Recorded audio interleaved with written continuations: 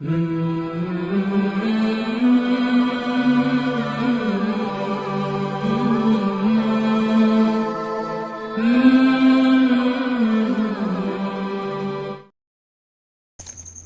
یہ ویڈیو اس شخص کے لیے ہے جس کے گردے یا پیتے میں پتھری ہو، بہت علاج کے بعد بھی نہ نکلی ہو، بہت شدید درد ہو۔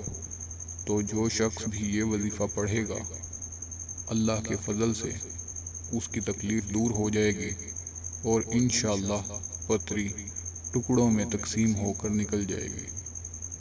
آیت مبارکہ ہے وَإِنَّ مِنَ الْحِجَارَةِ لَمَا يَتَفَجَّرُ مِنْهُ الْأَنْهَارُ وَإِنَّ مِنْهَا لَمَا يَشَّقَّقُ فَيَخْرُجُ مِنْهُ الْمَاءُ وَإِنَّ مِنْهَا لَمَا يَهْبِطُ مِنْ خَشْيَةِ اللَّهِ وَمَا اللَّهُ بِغَافِلٍ عَمَّا تَعْمَلُونَ۔ اگر کسی کے گردے اور پیتے میں پتھری ہو تو اس آیت مبارکہ کو 41 مرتبہ پڑھ کر پانی پہ دم کر کے روزانہ پلائیں، انشاءاللہ تکلیف دور ہو جائے گی اور پتھری ٹوٹ کر نکل جائے گی۔